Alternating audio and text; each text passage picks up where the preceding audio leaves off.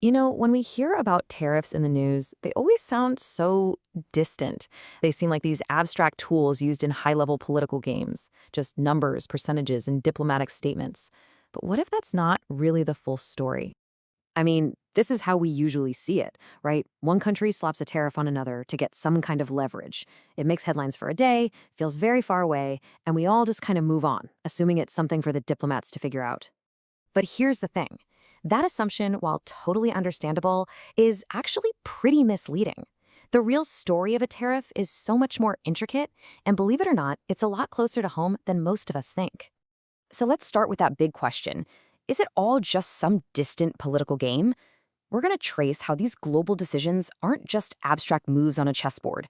No, they're actually economic signals that travel all the way through markets, through companies, and eventually right into our households, affecting growth, jobs, and prices here in India. Okay, first things first, let's just get the baseline definition out of the way. A tariff, in simple terms, is just a tax put on goods that are imported into a country. The idea is usually to make foreign products more expensive, maybe to protect local industries or to get an edge in trade talks.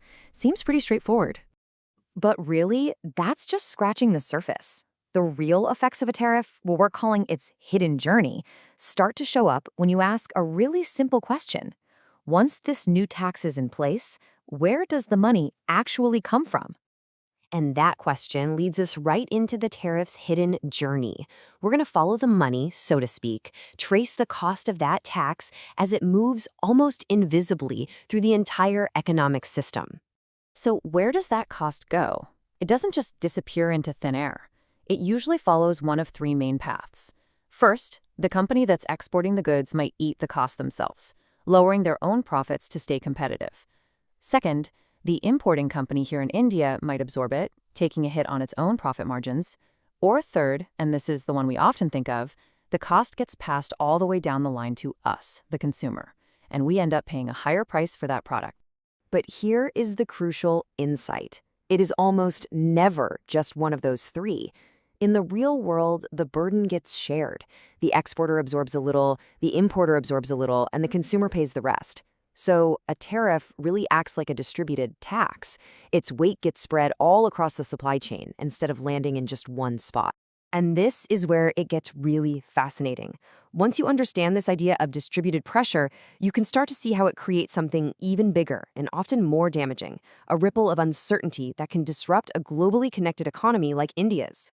I mean, let's face it, India is deeply plugged into global trade. We export essential things like pharmaceuticals and textiles, and at the same time, we import critical stuff like energy, electronic components, and heavy machinery.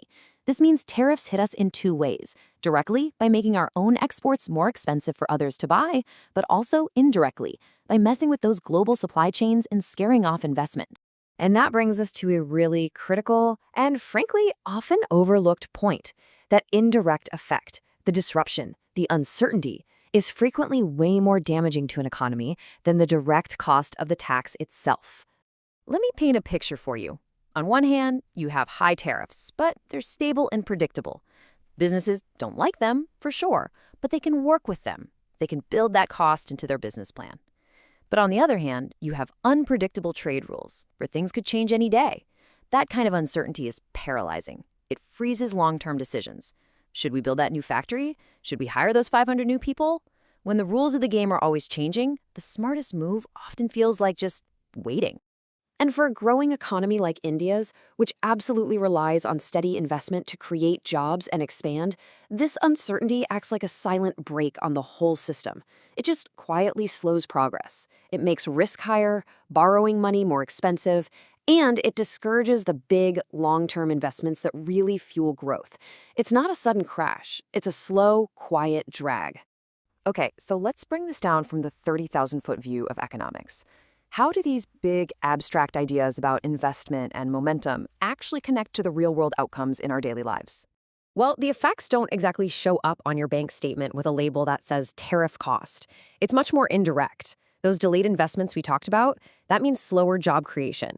And when fewer new jobs are being created, there's less pressure for companies to raise wages. All of this just adds up to weaker economic momentum overall. See, the line from a trade announcement to your household budget is definitely there, even if it's not a straight one. And this just hammers home the main point. Trade policy isn't just for diplomats and politicians. It's a fundamental economic issue that quietly, but very powerfully, shapes the financial reality for every single one of us. So, if there is just one single idea to take away from all of this, let it be this next one. This is the core insight that can really change how you look at news about global trade. Here it is. Tariffs don't just stop a product at the border. What they really do is take the economic force of that tax and redistribute it. They spread that pressure around to foreign companies, to importers here at home, to local workers through wages, and to consumers through prices. It's all about the redistribution of pressure. And once you start thinking about it that way, as a redistribution of pressure, it helps you see right past the simple headlines. Instead of just seeing a political chess move, you can start to see the hidden economic journey that always follows. And you can ask much better questions about who is really paying the price. So, the next time you see a news alert about a new tariff, how are you going to see it? Will it just be a distant political move? Or will you see it as the start of a hidden journey? A redistribution of economic pressure that will ripple across the entire globe and in some small way find its way into all of our lives.